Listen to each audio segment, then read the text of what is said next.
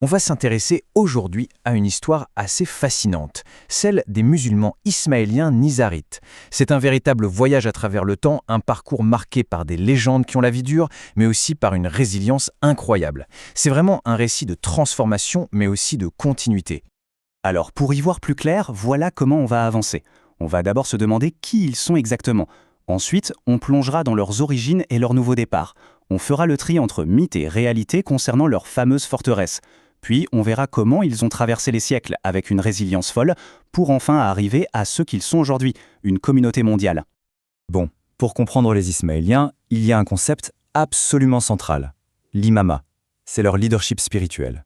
Attention, ce n'est pas un poste pour lequel on vote. L'autorité, elle est transmise par une désignation, ce qu'on appelle le nas, de l'imam en place à son successeur. Et ça garantit une ligne directe et ininterrompue. Et ce chiffre, 49, il est super important. Il représente l'imam héréditaire actuel, son Altesse l'Aga Khan.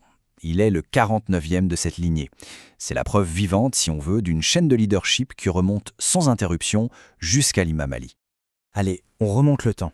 On part vers les origines, à un moment charnière du XIe siècle. C'est là que tout a basculé pour cette communauté. Que se passe-t-il en 1094 ? C'est un tournant décisif. Il y a une grosse crise de succession qui divise la communauté ismaélienne. D'un côté, ceux qui soutiennent le successeur qui avait été désigné, l'imam al-Nizar. Eh bien, ils deviennent les Nizarites. Cette séparation les a poussés à tout réinventer, et ils ont déplacé leur centre de gravité vers la Perse et la Syrie. On arrive maintenant à la période sans doute la plus célèbre de leur histoire. Mais attention, c'est aussi la plus déformée, celle où les légendes prennent vraiment le pas sur la réalité. Alors, ces forteresses dans les montagnes, il faut s'enlever de la tête l'image de simples refuges isolés. Pas du tout. C'était de vrais centres de vie, super dynamiques, dirigés par des hakids, les représentants de l'imam. Il y avait des bibliothèques, des marchés animés. C'était en fait des carrefours pour le savoir, le commerce et la diplomatie, bien connectés au reste du monde. La grande question c'est, comment est-on passé de cette réalité, de ces cendres d'apprentissage et de diplomatie, à la fameuse légende des assassins qu'on connaît tous ? Et là, le décalage est énorme, vraiment.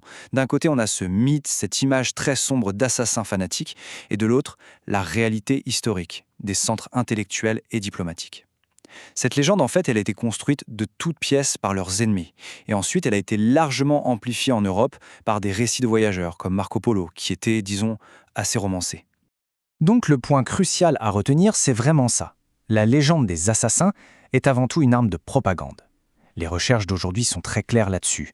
C'est une histoire qui a bien plus à voir avec les préjugés et l'invention pure et simple qu'avec la réalité historique. Mais leur histoire, c'est aussi et surtout une histoire d'une incroyable résilience. Une résilience qui va être mise à rude épreuve par un événement qui va absolument tout changer, l'invasion mongole. En 1258, l'invasion mongole déferle et anéantit leur centre en Iran. C'est la fin d'un monde pour eux. À partir de là, tout change.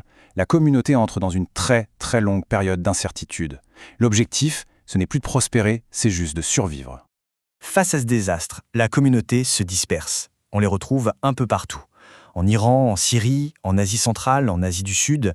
Et pendant 500 ans, malgré les persécutions, ils réussissent à maintenir leurs traditions intellectuelles et religieuses vivantes. Et surtout, ils gardent ce lien vital avec leur imam qui, lui, résidait en Iran. Le siège de l'imama lui-même a beaucoup voyagé. Après la chute des forteresses, il s'installe en Iran. Au XIXe siècle, il bouge en Inde. Puis au XXe siècle, il arrive en Europe. En fait, chaque déplacement raconte une nouvelle étape de l'adaptation de la communauté aux grands changements du monde. Et tout ça, ça nous amène directement à la période d'aujourd'hui où la communauté nizarite a une empreinte véritablement mondiale. Aujourd'hui, les Ismaéliens nizarites sont présents dans une trentaine de pays. On est bien loin de leurs origines uniquement moyen-orientales. Ils forment une communauté vraiment mondiale avec une présence significative sur tous les continents, comme on peut le deviner ici. Qu'est-ce qui définit la communauté moderne ? Eh bien, c'est une éthique qui repose sur des piliers très solides. L'éducation, le volontariat, le développement social et surtout cette idée de toujours contribuer positivement aux sociétés dans lesquelles ils vivent. L'objectif, au fond, c'est d'améliorer la qualité de vie pour tous. Au cœur de cette vie communautaire, il y a le Jamat Khana. C'est bien plus qu'un simple lieu de prière, c'est vraiment le cœur battant de la communauté. C'est un espace où l'on se rassemble, où l'on apprend, où l'on s'entrade, c'est ce qui ancre et soude la communauté. Et d'ailleurs, ces espaces sont souvent des bâtiments magnifiques, de vrais bijoux d'architecture. C'est un témoignage de leur contribution au paysage culturel des pays où ils vivent, en mélangeant harmonieusement leur héritage et une esthétique très contemporaine. Finalement, toute cette histoire nous laisse avec une question assez puissante. Comment est-ce possible pour une communauté de survivre à des siècles de persécution, à des mythes tenaces, pour non seulement réémerger, mais pour réémerger plus forte sur la scène mondiale? C'est une sacrée leçon sur la résilience et sur la force de l'identité collective.